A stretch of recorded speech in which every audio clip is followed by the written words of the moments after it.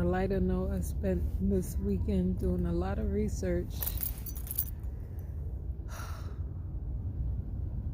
in Ifa, Yoruba.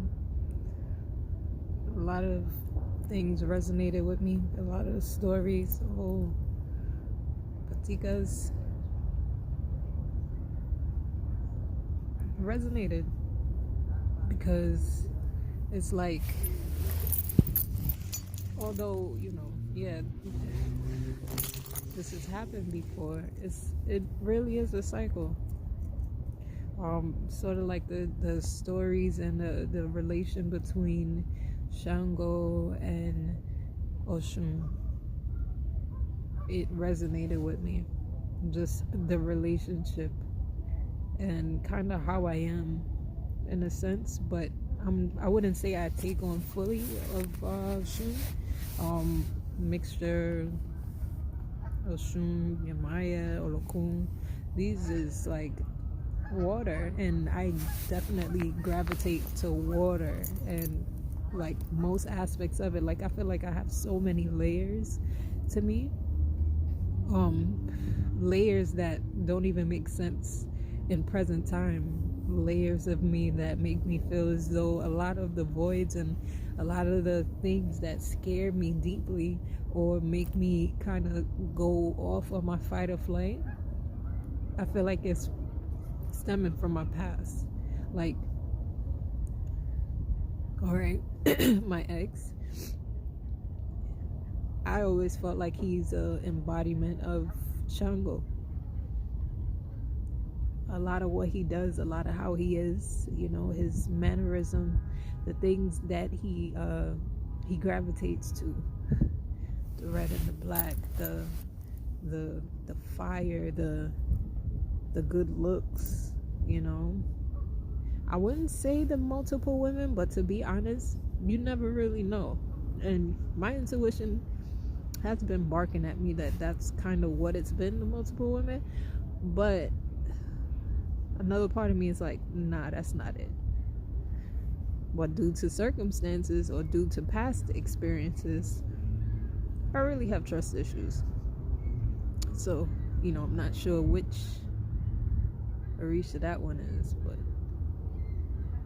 I don't think I wouldn't put it there. And I hope this video goes to show the level mentally that I'm on when it comes to my learning, because I'm still kind of getting things in order. I hope one day I could get back at it to really be able to spit some real solid knowledge, but part of me, I'm still learning. But yeah, I just feel like some of the stories really resonated when it comes to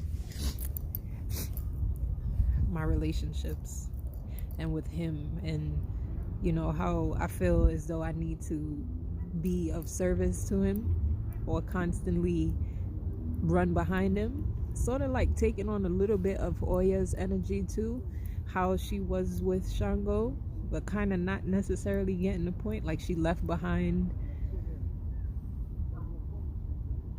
was it Ogun? Sorry, but she left who she was with because she was lusting after Shango, and found out that he had a lot more going on than she expected. So Nani Baruku was the second, and then he got with Oshun, and then there's two different stories of Oshun either being his wife or his mom. And that's the part that somewhat resonated with me, that the two roles, whether it's not me, I see it between him and his mom, that relationship of the mother-son, protector, justifying, enabling type of behavior. That's what I get from him. And I feel like he gets angry when it's not believed. Like, hey, believe my bullshit. Not sure what is it in him that is also giving me some vibes of, I don't want to say a legua, but the trickster part of it, because if this person lives a life of crime and stealing and things like that, they have a problem with authority. Like, they have a problem with abiding by the law, and that's not really my lane. I mean, I do have a child, and I want to be here for him. I mean, I think that's what good moms do, but to now be chastised or at least made fun of for doing the right thing is confusing me. And I feel like I'm, again, lost. And it's this cycle. And, I want to stop it. And now I'm getting closer to... Sorry, there's like these little flies everywhere. I want to get closer and deeper into my faith and my understanding and everything. So, just bear with me not knowing names or pronunciating. I'm learning. But I am resonating. I am connecting the dots of certain things, certain stories that I've read, and just wanting that understanding of placement. Yes, it makes sense for me, but where is this coming from? Who? I feel like there's another layer. Who's doing this? Like, although I know I'm being followed by these Orishas, I want to initiate and have a deeper understanding as well, to have that full dedication, because this isn't for like a season or anything like that. I believe this is what it is, and I just want my tribe of understanding, of peace, of love, of abundance, of wealth, good health, safe dwellings that can be maintained, steady luck, peace, all of the above, great food. It's a good life. But the lessons that come with it, I'm embracing these lessons because I know these are for a deeper purpose. Although I feel like my ass is on fire, because it's a lot going on right now. I'm trying to be the bigger person. I'm trying to go about these things better.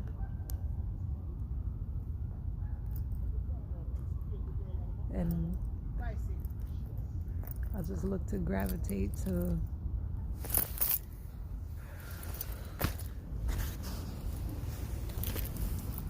a higher calling,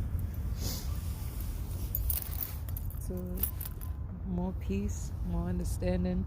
And I need that wealth. I need this money to come in so I could pay my bills and create more of an income.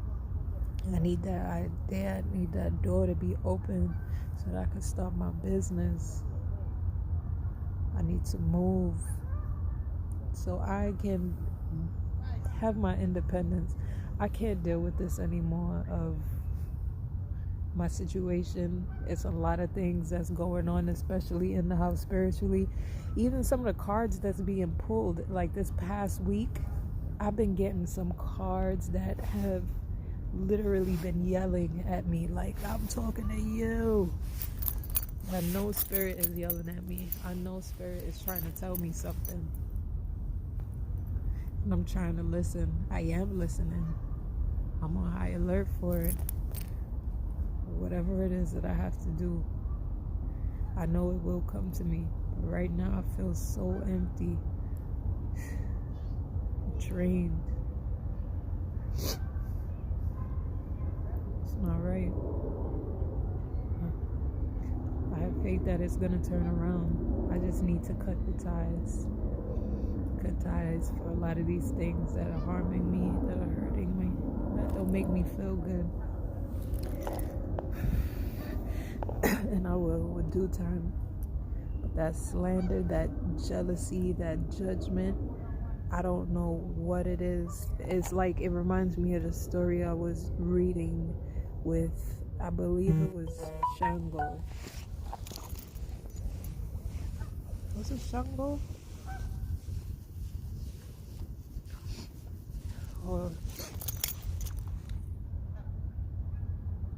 Or was it Obatala? Anyway, they went to war, they fought their fight, and then they came home and noticed that the people of the town weren't cheering for them, but rather they were in a observance of a holiday which made them silent. They weren't speaking or, making eye contact with him. He got really mad and he ended up massacring a lot of the people. And when he finally found out what was happening, because he didn't know, because he was gone during the time of their planning, he felt really bad and he realized what he did. And I'm starting to realize I shouldn't act off of impulse, but I should be trying to find an understanding in a lot of these things and find a lesson in it and not be as impulsive.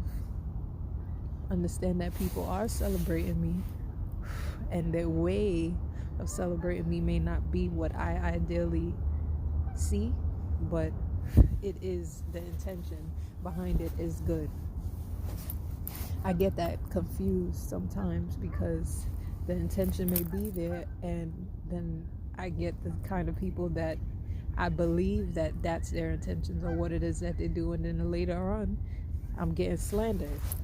Like the other story that I read where, no, this was definitely Shango. He basically cooked the dinner for the people in the town, and he told them it was the best dinner, and they were talking mad shit about him, like, oh, what makes this the best dinner, how you know you can cook and stuff like that. And then he now goes back, I believe it was to Olodumare, and tells him, like, look, they don't even like how I cook. He's about to give up, and he tells him to go back to go and cook them another meal. And he was like, yeah, right, I'm gonna cook them, son. And he goes back and he cooks them another thing. The meal choice, the first meal choice that he said was the best meal on earth was cow tongue, because the tongue can talk good things and bring in good intentions. So that's the first meal, and that meal was the best meal ever. So that's what he served them, but they were talking mad shit about it. They were like, oh, I ain't eat no cow tongue, whatever. And then he's sent to go do it again now, and he's like, all right, I'll cook them something. And he decides to cook them cow tongue again. So they're like, what the hell? So this is the worst meal? And he's like, yeah, this is the worst meal. And they're like, why is this the worst meal? It's the same thing as the best meal. And he's like, well, the same tongue could be used to slander you. The same tongue could be the one to take all the blessings away. That resonated, because again, it's like some of the stories, this is the reason why I want to get so much deeper into this, because it's like you get your yin and the yang with both. It's like you see the ups and the downs of all of it. You see how each Orisha had their different experiences, their different application to the creation of all of us, of earth, of everything, and it's beautiful.